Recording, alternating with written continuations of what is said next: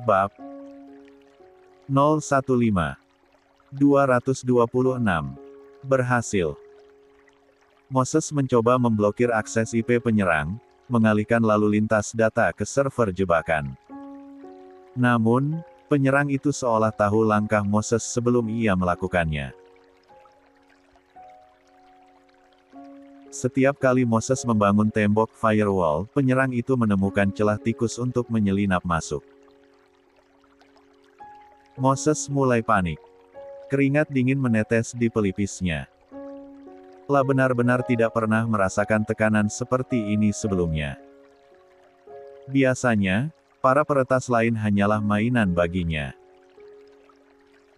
Tapi kali ini, ia merasa sedang berhadapan dengan hantu. Pola serangan ini terasa familiar, sangat familiar. 4. Siapa yang berani-beraninya mempersulit pekerjaanku? Desis Moses dengan decakan kesal. Jari jemarinya bergerak semakin cepat, menciptakan drama musik ketikan yang menegangkan di ruangan sunyi itu. Lah melempahkan virus counter-attack, mengirimkan malware pelumpuh ke perangkat lawan. Namun, serangan balik itu ditangkis dengan mudah. Beberapa server cadangan milik keluarga Ramirez mulai berubah warna menjadi merah di layar, tanda telah berhasil dikuasai lawan. Moses nyaris lumpuh. Pertahanannya digerogoti dari dalam. 3. Tidak. Tidak mungkin. Sistemnya berteriak memberikan peringatan kritis. File rahasia utama sedang diunduh. ARRRGHH. Siapa yang berani-beraninya mencoba meretas sistem yang telah kubuat? Teriak Moses frustrasi. Suaranya menggema, memantul di dinding-dinding ruangan kedap suara itu. 3. Egonya terluka parah. Lah, Moses Arturo Calderon, sedang dipermalukan di kandangnya sendiri. Matanya menatap tajam ke arah persentase unduhan Lafwan yang semakin mendekati angka sempurna. Lah tidak bisa menghentikannya tepat waktu. Maka, hanya ada satu cara. Baik, kalau itu maumu, gumam Moses dengan suara rendah yang berbahaya. Matanya berkilat kejam. Silakan ambil datanya. Tapi dengan begitu, aku bisa melacak lokasi fisikmu. Moses membuka terminal baru, mengetikkan perintah pelacakan satelit. Akan kucari kamu sampai dapat, dan akan kulenyapkan kau saat itu juga. 10. Sementara itu, di kamar tidur kediaman Ramirez. Suasana hening malam dipecahkan oleh suara desing kipas laptop yang bekerja melampaui batas kemampuannya. Mora duduk bersila di lantai, laptop di pangkuannya terasa panas membakar kulit, namun ia tidak peduli.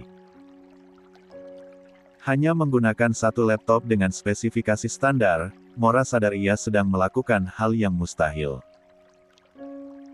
Lah melawan superkomputer dengan sistem pertahanan berlapis. 227. Ayo.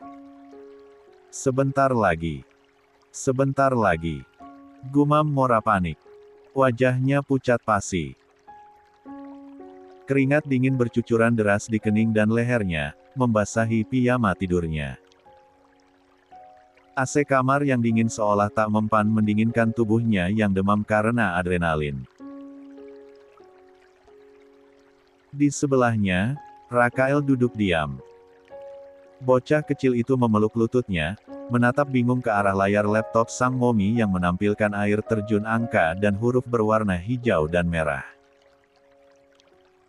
Lah tidak mengerti apa yang terjadi, tapi ia tahu wanita itu sedang berperang. Rakael bisa merasakan ketegangan yang menguar dari tubuh Mora. 1. Momi. Panggil Rakael pelan, tapi Mora tidak mendengarnya. Fokusnya terkunci total. Layar laptop Mora berkedip-kedip, tanda bahwa prosesornya hampir menyerah. Serangan balik berupa virus dari Moses mulai masuk, mencoba memempatikan perangkatnya. Mora harus beradu cepat. La menggunakan skrip darurat, kode lawas yang ia tulis bertahun-tahun lalu bersama seseorang dari masa lalunya, Moses. 1.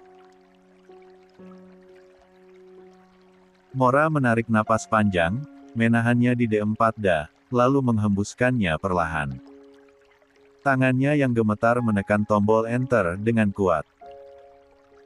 DOWNLOADING, 98%. 3. Mora memejamkan matanya sejenak. Tolong aku. Jika semesta berpihak padanya, maka biarkan aku menang kali ini. Demi anak-anakku. 1. 99%. Waktu seolah berhenti. Detik itu terasa seperti selamanya. Bar indikator itu berkedip, seolah mengejek kepanikan Mora. Ayo. Aku mohon. Aku sudah sampai sejauh ini, gumam Mora dengan mata terpejam rapat, bibirnya komat kamit merapalkan harapan. Tiba-tiba, suara nyaring dan riang memecah kesunyian yang mencekam itu. CELATUUUS. Teriak Rakael sambil menunjuk layar dengan jari mungilnya. D. Mora tersentak hebat, matanya terbuka lebar. Jantungnya seakan melompat keluar. Di layar laptop, sebuah kotak dialog hijau muncul dengan tulisan besar, download COMPLETE. DECRYPTIONSUCCESSFUL. 2. Mora nyaris menangis lega. Tangannya refleks bergerak membuka folder data yang berhasil ia curi dari server paling rahasia keluarga Ramirez. Ini adalah data yang dilindungi M4Tian oleh keluarga Ramirez. Jarinya mengetikkan kata sandi enkripsi terakhir, dan terbukalah file tersebut. Mora mendekatkan wajahnya ke layar. Matanya membaca baris demi baris dokumen digital itu. Awalnya ia bingung. Namun semakin ke bawah ia membaca, semakin lebar matanya terbuka.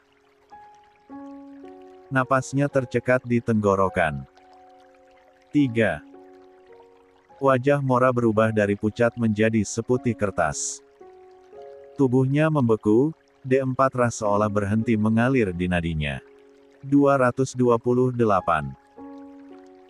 Di sana, terpampang sebuah fakta, sebuah kebenaran mengerikan yang selama ini dikubur dalam-dalam oleh keluarga Ramirez.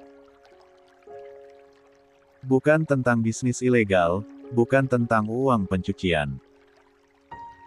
Ini jauh lebih personal. Jauh lebih menyakitkan. 5. Jari jemari Mora bergetar hebat hingga ia menjatuhkan tangannya dari keyboard. Tatapan matanya terlihat nanar, kosong karena guncangan jiwa yang hebat.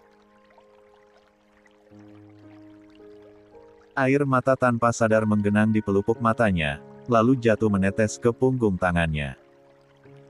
2. Kepalanya menggeleng lermah, menolak percaya pada apa yang dilihatnya. Tidak. Bisiknya serak. Ini Gil 4. Bagaimana mungkin ini bisa terjadi? 4. Rahasia ini bukan hanya akan menghancurkan Marco jika ia mengetahuinya, tetapi juga akan meruntuhkan keluarga Ramirez. Mora menatap Rakael yang masih tersenyum polos, lalu kembali menatap layar yang menampilkan kesalahan terbesar keluarga ini. 9. La baru saja membuka kotak rahasia, dan ia tidak tahu apakah Marco sanggup menanggung etanyaan yang ada. 13. Pusiting ternyata, harus cari satu-satu nama sistem rumit ini, maaf kalau ada salah ya. Aku masih belajar tentang peretasaran di dunia nopil, kalau ada salah kabarin aja, bisa jadi pembelajaran buat Cook 45. 229. Catherine masih hidup. TIDAAAK. Siapa yang melakukan ini? SIAPAAA yang berani-beraninya menghancurkan sistem pertahananku. 3. Teriakan Moses menggema, memecahkan keheningan malam di ruang server yang biasanya sunyi. Suaranya penuh dengan amarah yang meledak-ledak, bercampur dengan rasa tidak percaya yang menghantam egonya sebagai seorang jenius teknologi. Perang. Sebuah layar monitor melayang, terlempar dari meja akibat hempasan tangan Moses, dan hancur berkeping-keping saat menghantam lantai marmer. Pecahan kaca berserakan, memantulkan cahaya merah dari lampu darurat yang kini berkedip-kedip histeris di seluruh ruangan. Mendengar keributan itu, Antonio berlari masuk ke dalam ruangan. Langkah kakinya terhenti sejenak saat melihat kekacauan yang terjadi. Putranya, yang biasanya dingin, kini berdiri dengan napas memburu di tengah reruntuhan perangkat keras. Wajah Moses memerah, urat-urat lehernya menonjol menahan emosi yang meluap. Gagal. Desis Moses dengan suara bergetar. La mencengkeram rambutnya sendiri, matanya menatap nanar pada layar utama yang kini menampilkan pesan sistem COMPROMISED. Untuk pertama kalinya dalam hidupku, aku gagal menjaga sistemku sendiri. Seseorang menyusup, menghancurkan virus yang telah kubuat, dan mengambil datanya tepat di depanku.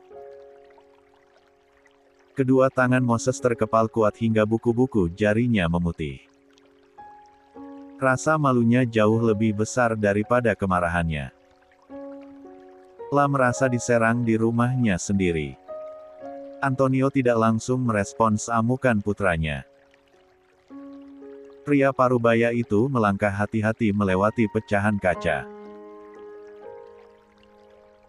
Matanya yang tajam dan berpengalaman menyipit, menangkap sesuatu yang ganjil pada barisan kode yang masih tersisa di layar sekunder yang tidak dirusak Moses. Moses, panggil Antonio dengan nada rendah namun mendesak. Moses tidak menjawab, masih sibuk dengan kemarahannya. Moses, lihat ini. Sentak Antonio lebih keras. La menarik sebuah keyboard dari meja lain, menghubungkannya dengan cepat, dan memperbesar tampilan log jejak si peretas. Moses menoleh kasar, mengusap wajahnya dengan frustrasi. La berkacak pinggang, siap untuk membantah apapun yang akan dikatakan ayahnya. Namun, saat matanya mendarat pada barisan skrip yang ditunjuk Antonio, raut wajahnya berubah total. Kemarahan di wajahnya perlahan luntur, digantikan oleh keterkejutan yang melumpuhkan. Matanya membola sempurna. Kakinya tanpa sadar melangkah mendekatkan wajahnya ke layar seolah ingin memastikan penglihatannya tidak menipunya. Di sana, terselip sebuah pola algoritma unik. Sebuah kode digital yang sangat spesifik. Sebuah gaya penulisan kode yang elegan, rumit, namun memiliki celah artistik yang hanya dimiliki oleh satu orang di dunia ini. 3. Moses. Bisik Antonio, menyadari perubahan ekspresi putranya. 230. Catherine. Gumam Moses, suaranya terdengar seperti orang yang baru melihat hantu. Nama itu keluar dari bibirnya dengan campuran rasa rindu, benci, dan kekaguman yang menyakitkan. Jadi, dia masih hidup. Moses tertawa kecil, Tawa yang terdengar gila dan hampa. Hanya dia yang tahu celah di pertahananku. Hanya dia yang bisa menari di atas kodeku seperti ini. Sementara itu, di sudut ruangan yang gelap, Black yang sedari tadi berdiri diam mendengar nama itu disebut. Wajahnya seketika memucat mendengar nama itu. Tanpa menarik perhatian, Black membalikkan badannya dan melangkah mundur ke area bayang-bayang. Tangannya dengan gemetar mengeluarkan ponsel khusus dari saku jasnya. Jari jemarinya bergerak kilat, mengetikkan pesan peringatan melalui jalur email darurat. "Catherine, kau sungguh nekat," decak Jack pelan, keringat dingin mengalir di pelipisnya. "Lari. Lari sekarang juga." 6. Di kediaman Ramirez, suasana berubah menjadi kepanikan yang menyesakkan. Setelah membaca rahasia itu, Mora tidak membuang waktu sedetik pun untuk menangisi nasibnya. Adrenalin mengambil alih tubuhnya. La menutup laptop itu dengan kasar, lalu berlari menuju lemari pakaian. La menarik sebuah koper kecil dari bagian paling atas, membukanya di lantai, dan mulai melempar barang-barang penting ke dalamnya. Paspor, uang tunai yang ia simpan di brankas tersembunyi, tentu saja laptop yang berisi bukti kehancuran keluarga Ramirez itu. Semuanya ia masukkan dengan tangan gemetar namun cekatan. "Momi, kenapa? Kenapa bulu-bulu? Kita dikejar Lentenil?" tanya Rakael dengan wajah bingung. La melihat ibunya yang biasanya tenang kini bergerak seperti orang kesurupan. 3. Mora menoleh sekilas, menatap putranya dengan tatapan tajam namun penuh perlindungan. "Bangunkan Fier, Raka. Kita harus pergi sekarang juga. Jangan banyak tanya." Titah Mora tegas, nyaris membentak. Rakael tersentak, namun ia segera mengangguk. La merasakan ketakutan ibunya menular padanya. Bocah itu berlari kecil menuju ranjang untuk membangunkan kakak kembarnya. Pria itu benar-benar keterlaluan. Desis Mora sambil menyambar jaket tebal untuk anak-anaknya. Kemarahannya pada Marco memuncak. "Dia sengaja memasukkanku dan kedua anakku ke dalam kandang ular ini tanpa senjata. Dia menjadikan kami umpan." 12. Sementara itu, Rakael berusaha membangunkan Fier yang masih tertidur pulas. Aneh, biasanya kakaknya mudah bangun, tapi malam ini Fier tidur seperti orang pingsan. "Fiel, bangun. Ayo bangun." Rakael mengguncang tubuh kakaknya, awalnya pelan, lalu semakin kuat. "Fiel, bangun ih." 231. Namun Fier tak kunjung membuka matanya. Hanya dengkuran halus yang terdengar. "Aktaga anak cangcolang ini, bangun daa!" teriak Rakael kesal.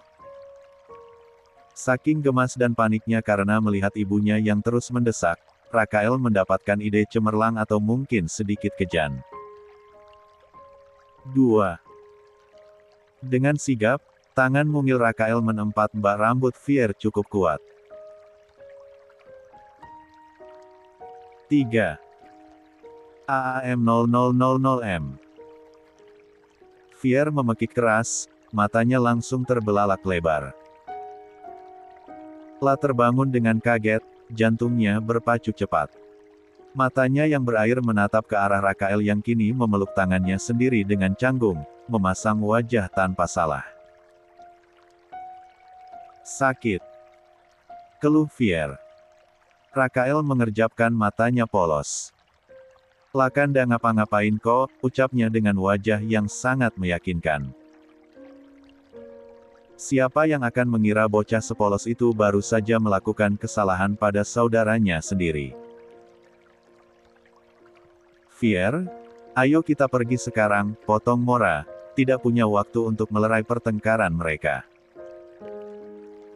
La segera memakaikan jaket tebal ke tubuh Rakael, lalu memberikan jaket satu lagi ke arah Fier. Fier menguap lebar, matanya masih sayu. Ngumpulin nyawa dulu boleh, Mom. Masih pusing.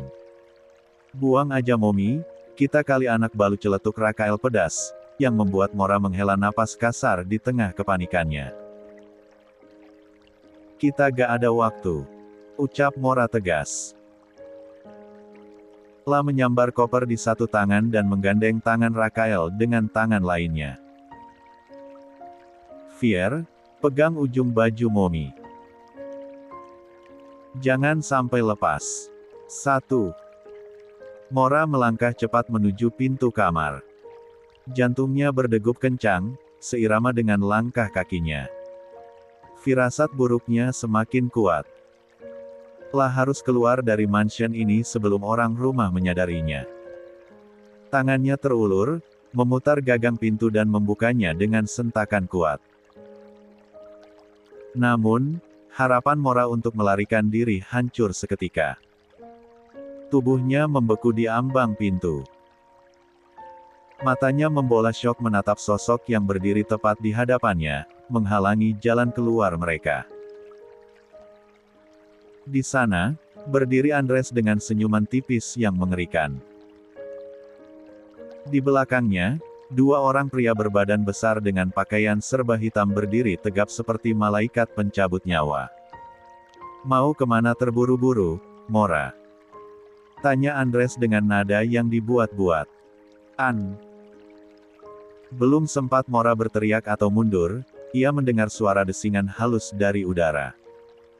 Sesuatu yang kecil dan tajam menancap tepat di leher Mora. Ark.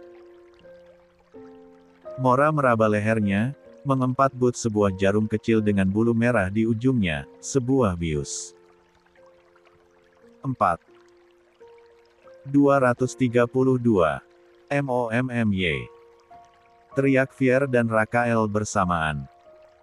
Dunia Mora seketika berputar hebat. Lantai terasa miring, dan pandangannya menjadi berbayang. BRUGH. Lutut Mora menghantam lantai. Tubuhnya ambruk, tak mampu lagi menopang berat badannya sendiri. Rasa kantuk yang luar biasa menyerang saraf-sarafnya, melumpuhkan otot-ototnya dalam hitungan detik. Samar-samar, di sela kesadarannya yang mulai menghilang, ia melihat dua pria melangkah masuk melalui jendela kamar yang ternyata sudah dibobol sebelumnya. 2. Lepacin. Lepacin laka kencul. Momi tolong. Momi. Bangun Mom.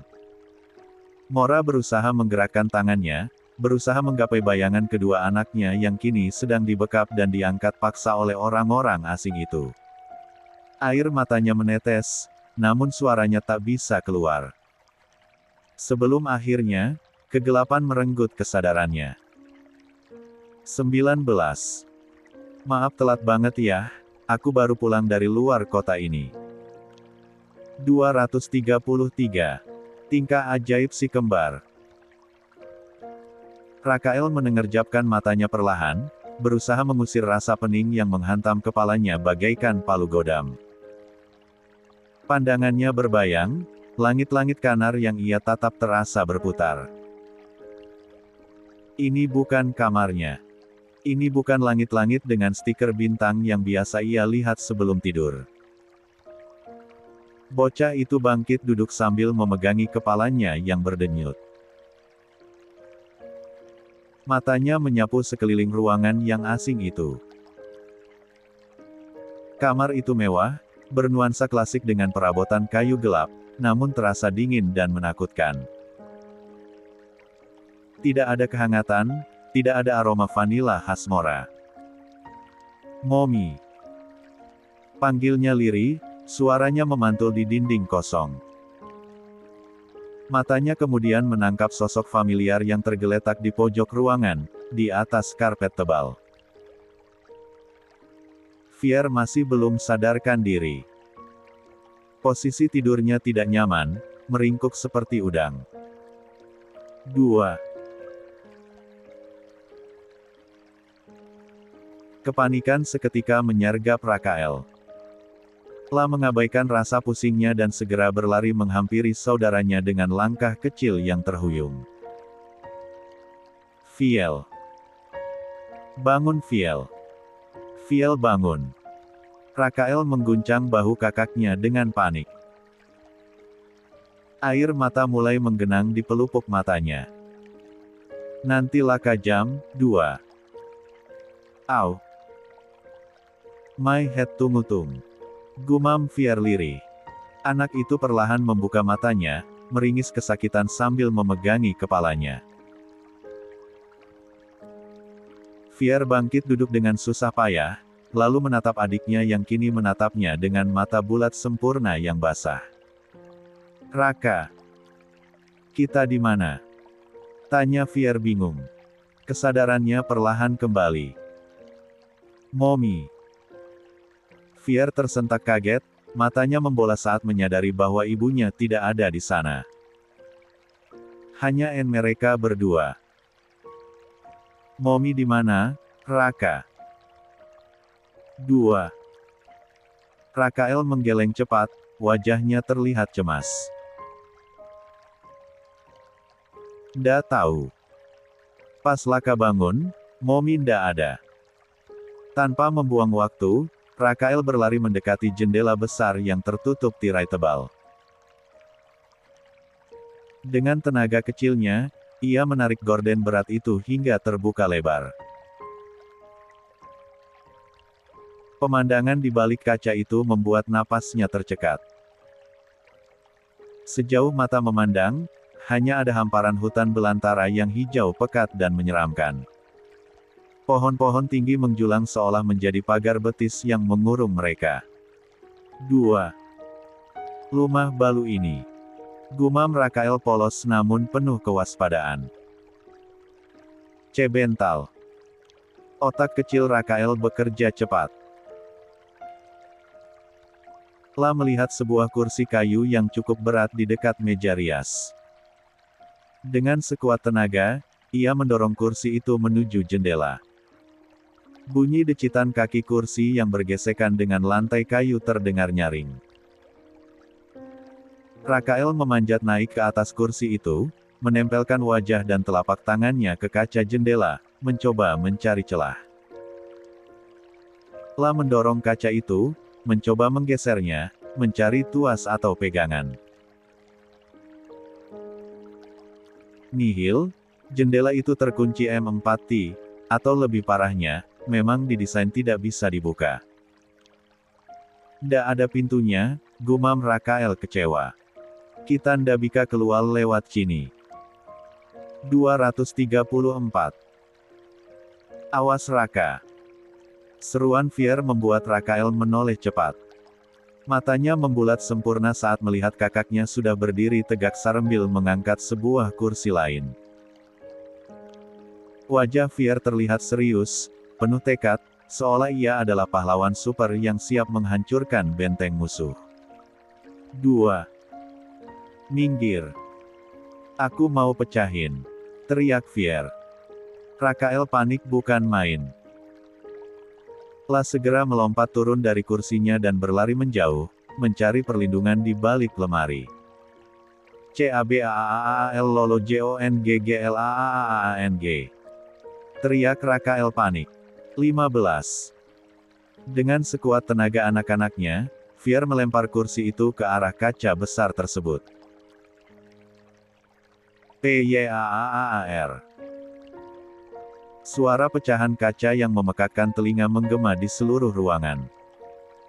Kepingan beling transparan berhamburan ke segala arah, memantulkan cahaya matahari pagi yang menyilaukan. Angin hutan yang dingin langsung berhembus masuk, membawa aroma tanah basah dan daun pinus. Rakael dan Fier mengerjapkan mata mereka, terbatuk pelan karena debu kaca. Mereka saling berpandangan. Di lantai dekat jendela, kini penuh dengan ranjau pecahan kaca tajam yang siap melukai kaki-kaki mungil mereka. Cendal bulung melah laka mana cih? Tadi kan laka dah pakai cendal, kumam Rakael sambil melihat kaki tel 4 jangnya. Lah ingat betul Mora memakaikan sepatu atau sandal sebelum mereka diculik. 2. Fier mengedarkan pandangannya. Ini. Serunya. Fier menemukan sepasang sandal karet bergambar Angry Bird milik Rakael dan sepatu Cats miliknya di dekat kaki ranjang. Mungkin terlepas saat mereka diseret masuk. Dengan sigap, Fier mengambilnya dan melemparkan sandal itu pada adiknya. Pakai, Raka. Jangan injak kaca. Perintah Fier. Setelah memakai alas kaki, keduanya berjalan hati-hati melewati serpihan kaca menuju balkon kamar. Angin kencang langsung menyapa wajah mereka, membuat rambut mereka berantakan. Mereka berada di lantai 2, cukup tinggi dari tanah. Di bawah sana, tidak ada tangga, hanya semak berduri. Cini Viel, panggil Rakael sambil menunjuk ke arah samping. Rakael menatap balkon kamar sebelah. Jaraknya sekitar 1,5 meter dari balkon tempat mereka berdiri. Ada pagar pembatas besi yang menghubungkan pilar bangunan, tapi itu terlihat berbahaya. Kamu mau ngapain? Tanya Fier horor melihat adiknya memanjat pagar balkon. Mau ke kamar sebelah, siapa tahu ada jalan keluar. Makanya nonton cetaan. Jangan pololo aja telus yang ditonton, cetelis dili ini, gerutu Rakael kesal.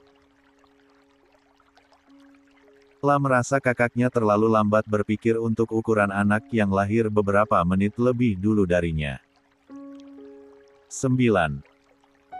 Bocah itu kembali menyeret kursi yang tadi digunakan untuk memecahkan kaca ke dekat pagar balkon untuk 235. Dijadikan pijakan. Lah kemudian menatap Fier dengan tatapan menuntut. Kalna Fiel kakak, duluan cana, usir Rakael tanpa rasa bersalah. 5.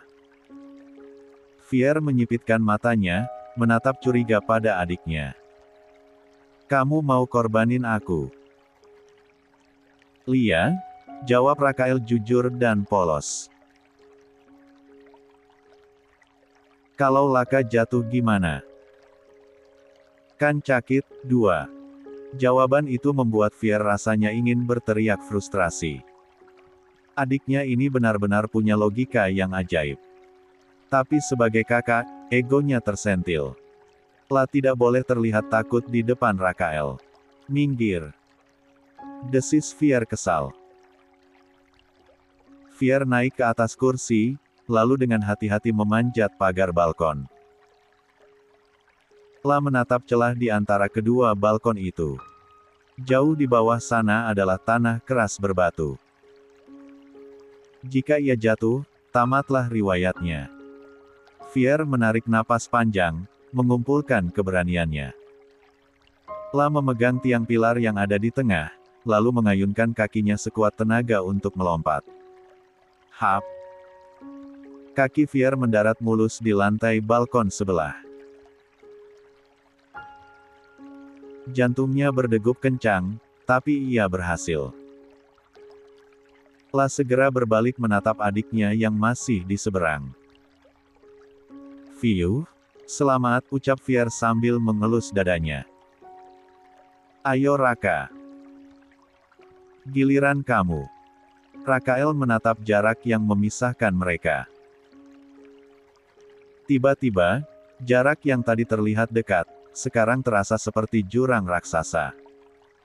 Wajah Rakael memucat.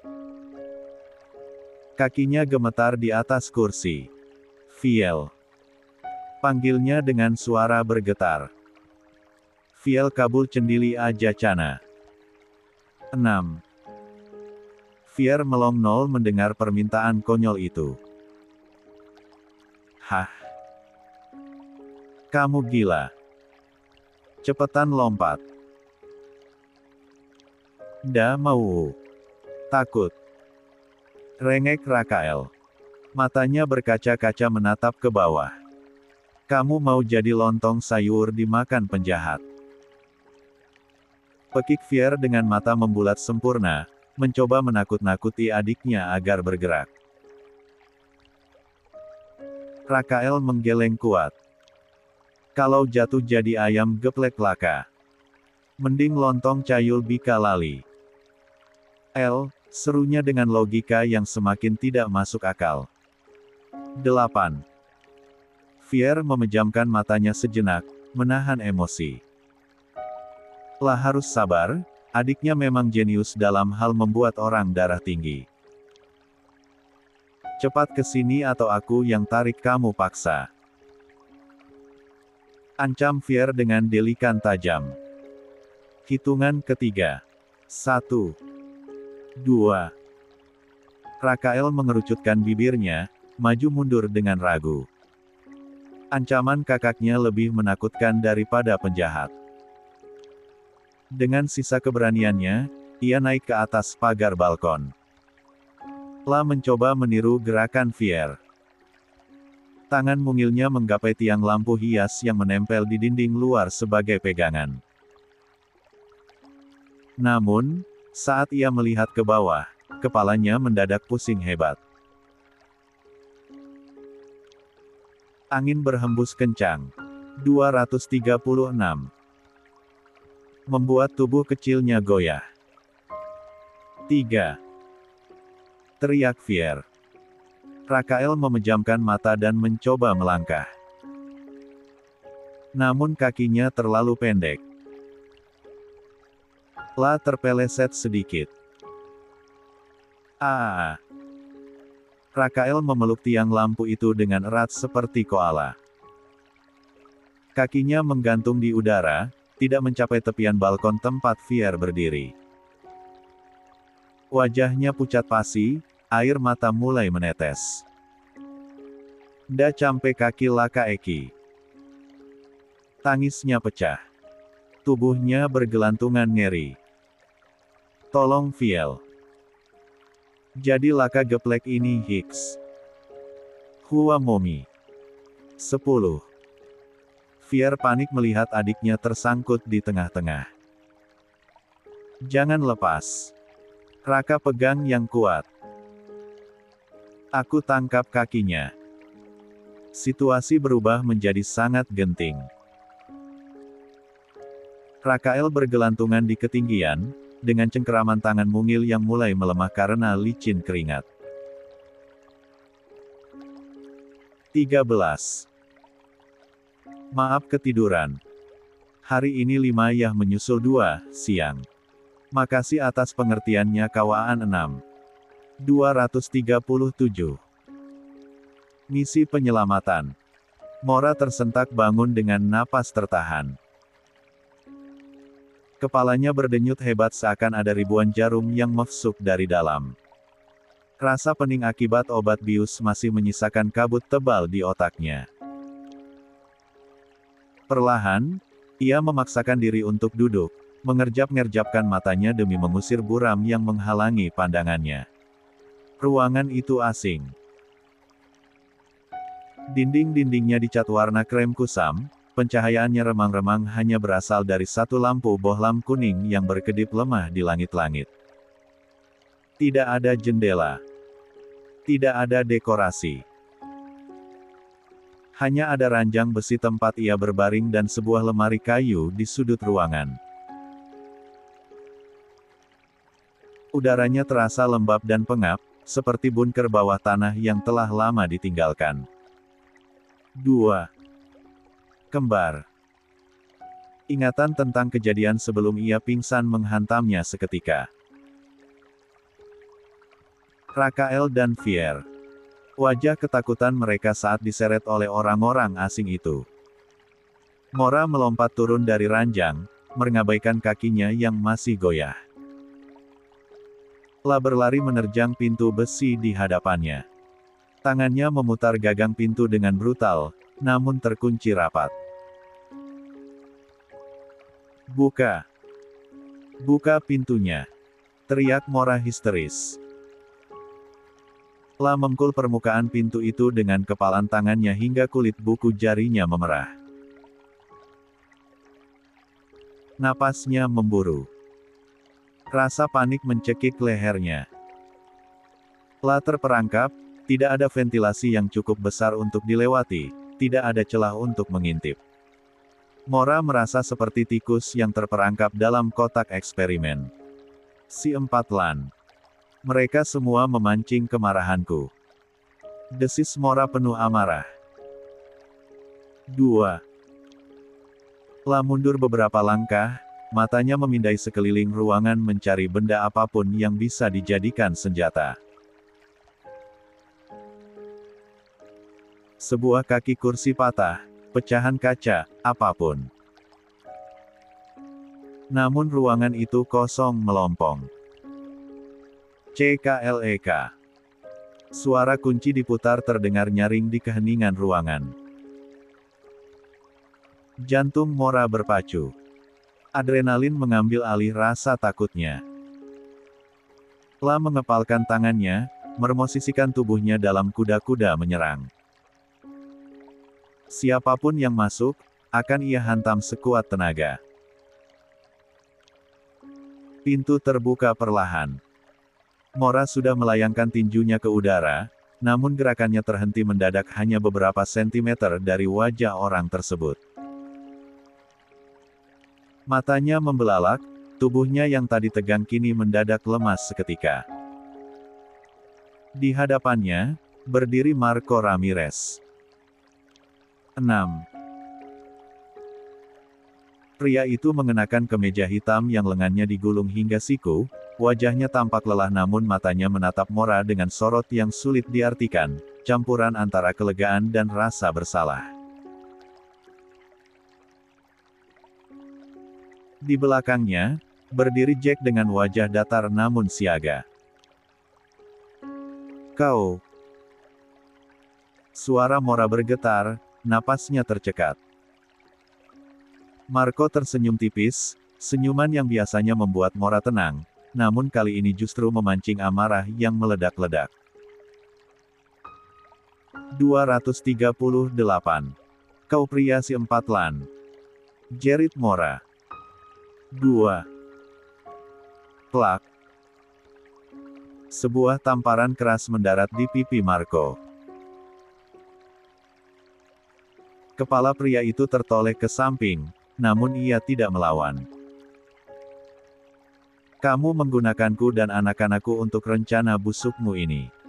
Kamu menjadikan kami umpan. Kurang aj 4R." Sentak Mora. Air mata kemarahan mengalir di pipinya, matanya memerah nyalang menatap suaminya.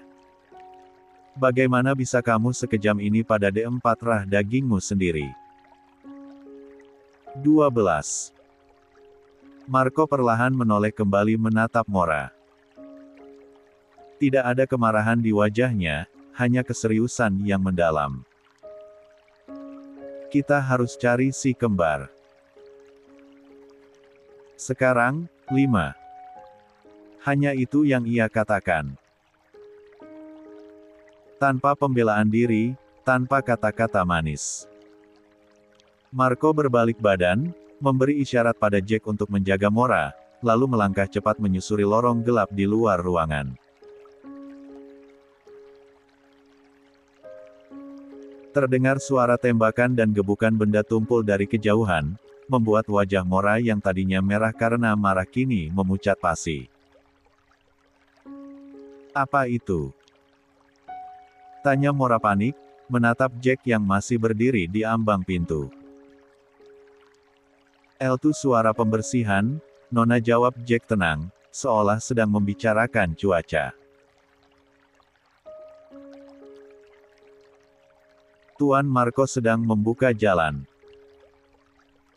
Kenapa? Kenapa dia melakukan ini? Tuntut Mora. Jack menatap Mora lekat-lekat. Jika Tuan tidak melakukan rencana ekstrim ini, kemungkinan kecil kalian tidak selamat. Musuh dalam selimut terlalu licin. Tanpa umpan, ular tidak akan keluar dari lubangnya. 2. Ayo Nona, kita harus cari tempat aman. Ikuti saya, ajak Jack sambil memeriksa pistolnya. Tapi anak-anakku. Tuan Marco ada di depan. Dia lebih rela empati daripada membiarkan sehelai rambut pun jatuh dari kepala Tuan kecil dan Nona kecil, ucap Jack dengan keyakinan penuh yang sedikit menenangkan hati Mora. 3. Sementara itu, di balkon lantai 2 yang tinggi dan berangin. Suasana tegang mencekam. Fier, dengan tangan kecilnya yang mulai gemetar hebat, berusaha menahan beban tubuh adiknya yang bergelantungan di udara. Keringat dingin bercucuran di dahi Benolcah itu, wajahnya memerah padam menahan sekuat tenaga. 1. Jari jemari Fier yang licin karena keringat perlahan mulai melorot dari pegangan kaki adiknya. Jangan dilepasin Fiel Hicks. Rakael menangis, kaki satunya menendang-nendang udara kosong, berusaha mencari pijakan yang tidak ada. 4. Kamu beraat. Erang Fier, giginya gemeretak menahan beban. Otot lengan kecilnya terasa mau putus. 4. Laka tahu dili ini belat. Nanti tulunin belatnya bikuk aja, cekalang tolong. Eki. Sahut Rakael di sela tangisannya, masih sempat-sempatnya bernegosiasi dengan hukum gravitasi. 9. 239. Angin kencang berhembus, menggoyahkan keseimbangan Fier yang bertumpu pada pagar balkon. Raka. Fier gak kuat. Bisik Fier, air mata mulai menetes dari sudut matanya. La merasakan pegangannya melemah. 5. Raut wajah Rakael semakin pucat saat merasakan cengkeraman kakaknya mengendur. La menatap ke bawah, ke arah tanah berbatu yang tampak sangat jauh. Rakael menggelengkan kepalanya kuat-kuat, menatap kakaknya dengan tatapan perpisahan yang dramatis. No. No Fiel. Fiel. Lolo Jongglaang Komplak. Teriak Rakael menyalahkan legenda yang entah apa hubungannya dengan situasi ini. Dan detik itu juga, pegangan Fier terlepas. 8. AAAAA. RAKAAAA. Teriak Fier histeris. Fier memejamkan matanya rapat-rapat, tidak sanggup melihat adiknya jatuh di tanah. Jantungnya seolah berhenti berdetak. La menunggu suara benturan yang mengerikan. 1 detik. 2 detik. Hening. Tidak ada suara benturan. Perlahan, Fier membuka matanya. La memberanikan diri mengintip ke bawah. Matanya membelalak lebar, napasnya terhembus lega hingga lututnya lemas. Di bawah sana, Tepat di atas rerumputan, Marco berdiri dengan satu lutut bertumpu di tanah. Di pelukannya, Rakael sedang mendekap leher ayahnya erat-erat seperti koala yang ketakutan. Marco datang tepat di detik terakhir, menangkap tubuh gembul putranya sebelum menghantam bumi. 8. Tubuh Fier mendadak lemas, ia merosot duduk di lantai balkon, memegang pagar pembatas dengan tangan gemetar, lalu menangis keras saking leganya. 4. Daddy Hicks. Hua. 5. 240. Andrew Valente. Di bawah, Marco memeluk putranya erat-erat, mencelumi puncak kepala Rakael berkali-kali. Jantungnya berdetak liar, nyaris meledak karena ketakutan yang luar biasa tadi. Jika ia terlambat sedetik saja, ia tidak akan pernah memaafkan dirinya sendiri. Maaf ya sayang, maaf. Daddy di sini. Daddy di sini, bisik Marco dengan suara parau. 1. Rakael mengangkat wajahnya yang basah oleh air mata. Momi Laka mana? Momi Laka. Laka mau Momi. Sebentar, Marco menenangkan. Dua orang pria berseragam hitam lengkap dengan senjata laras panjang muncul dari balik semak-semak. Marco menyerahkan Rakael pada salah satu dari mereka. Amankan dia, perintah Marco dingin. Sementara itu, pria lainnya dengan sigap memanjat pipa talang air dengan keahlian khusus, lalu melompat ke balkon dan meraih Fier. La menggendong Fier turun dengan aman. 2. Begitu kaki Fier menyentuh tanah, ia langsung berlari memeluk Rakael. Kedua anak kembar itu berpelukan erat, menangis terseduh-seduh di tengah hutan. Mereka kira itu adalah akhir dari segalanya. Bawa mereka ke titik evakuasi. Pastikan Mora menyusul ke sana bersama Jack, perintah Marco pada bawahannya. Baik, Tuan. Marco menatap kedua anaknya untuk terakhir kalinya, memastikan tidak ada luka fisik serius, lalu ia membalikkan badan, wajahnya berubah menjadi topeng Kem 4 Tian yang dingin. La memiliki urusan yang belum selesai. 3. Daddy. Panggilan itu menghentikan langkah Marco. La menoleh sedikit. Fier menatapnya dengan mata sembab namun sorot matanya tajam, mirip sekali dengan Marco. D. Hati-hati, pesan Fier singkat, namun penuh makna. Marco tersenyum tipis, sebuah senyuman bangga sekaligus sedih. La mengangguk tegas, lalu berlari kembali masuk ke dalam bangunan megah itu, siap untuk menghabisi siapa saja yang menghalanginya. B.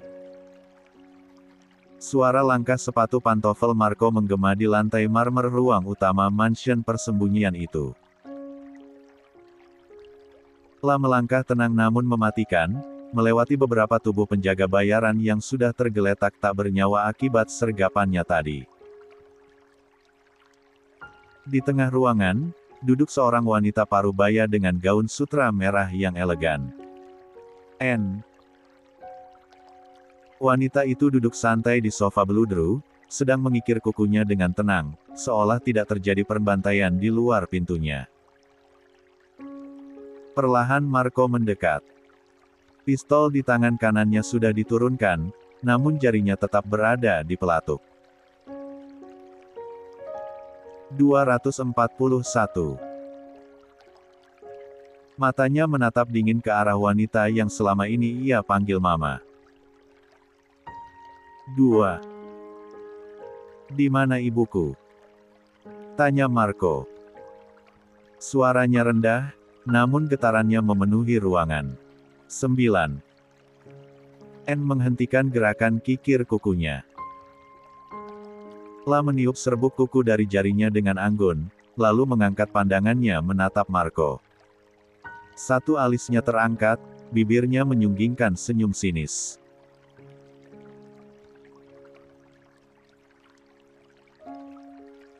Ibumu. Eles dead, Marco, ucap N ringan, lalu tertawa kecil. Tawa yang terdengar seperti gesekan pisau di kaca. 3. Rahang Marco mengeras hingga terdengar bunyi gemeretak gigi. Urat-urat di pelipisnya menol. Apa yang kamu inginkan? Harta. Tanya Marco, berusaha menahan dirinya untuk tidak langsung menerembak kepala wanita itu. La butuh jawaban. Kamu pikir aku akan memberikannya? Selama belasan tahun, aku biarkan kamu hidup tenang. Aku biarkan kamu dengan segala kecurangan dan kefusukanmu. Agar apa? Agar kau puas. Tapi ternyata keserakahanmu tidak ada dasarnya. 1. Marco melangkah maju selangkah lagi. Jika kamu hancur saat ini, kamu tak mampu lagi bangkit. Kamu telah kehilangan semuanya, termasuk usiamu yang sia-sia mengejar sesuatu yang tidak akan pernah berhasil kamu gapai. N meletakkan kikir kukunya di meja. La berdiri, menatap Marco dengan tatapan benci yang murni. Marco, kamu kira kedatanganmu ke sini tidak disambut? 2. Klik. Klik. Klik. Suara kokangan senjata terdengar serentak dari lantai 2. Marco tidak perlu mendongak untuk tahu bahwa selusin laras senjata kini sedang mengarah ke kepalanya dari balkon dalam ruangan itu. La dikepung. N melangkah mendekati Marco dengan percaya diri, merasa di atas angin. 1. Setelah kamu empati, baru giliran anak-anak itu. Pewaris Ramirez harus musnah, menyisakan Marquez sebagai satu-satunya pemegang kuasa, ucap N santai, jari telunjuknya menyentuh D4 bidang Marco. 7. Mata Marco berkaca-kaca, bukan karena takut, tapi karena rasa sakit pengkhianatan. Ingatannya berputar ke masa lalu. Masa kecilnya. Aku mengira kamu adalah ibuku. Lirih Marco. Kamu khawatir saat aku sakit demam tinggi waktu umur 10 tahun. Kamu mengurusku, menyuapiku, menjagaku semalaman. Kamu memperhatikanku. Tapi ujungnya. Ini. N tertawa renyah, seolah mendengar lelucon paling lucu sedunia. Oh, Marco sayang. Itu investasi. Jika aku memempatikanmu saat kau masih kecil, wasiat kakekmu akan membatalkan segalanya. Semua harta Ramirez akan disumbangkan jika pewaris utama empati sebelum usia 30 tahun. Wajah N berubah menjadi topeng iblis yang mengerikan. Selama puluhan tahun, aku menunggu momen ini. Mamamu menunggu momen ini, Marco. Momen di mana kau cukup dewasa untuk empati. 8. Suasana hening sejenak, hanya terdengar napas berat Marco yang menahan gejolak emosi. Segera urus pemindahan semua aset. 242. Suara berat dan serak memecah ketegangan. Marco menoleh cepat ke arah pintu samping yang terbuka. Kedua tangannya terkepal uat saat melihat sosok yang masuk. Seorang pria parubaya berjalan santai sambil menyesap cerutu mahalnya. Lah duduk di sofa tunggal dengan sikap arogan, menghembuskan asap rokok ke udara. Kamu. Suara Marco bergetar hebat. Kamu mengkhianati ibu kandungku. Kamu mengkhianatinya dan memelihara ular ini di kediaman Ramirez. Sentak Marco. Namun, pria itu hanya menatap Marco datar, tanpa emosi. Aku putramu, Pak. D4 rah dagingmu. Teriak Marco, rasa sakitnya jauh lebih besar daripada saat menghadapi N. Tapi kamu malah bekerja sama dengannya untuk melenyapkanku demi wanita ini. Pria itu mematikan cerutunya di asbak dengan gerakan lambat. Lah hendak membuka mulut untuk berbicara, namun sebuah teriakan melengking menghentikannya. Dia bukan ayahmu, Marco. 5. Semua orang di ruangan itu menoleh kaget ke arah pintu utama. Di sana, berdiri Mora. Penampilannya berantakan namun gahar.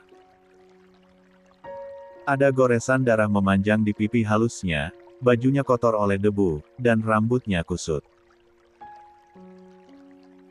Namun, kedua tangannya memegang pistol Glock hitam dengan mantap, membidik lurus ke arah pria yang duduk di sofa.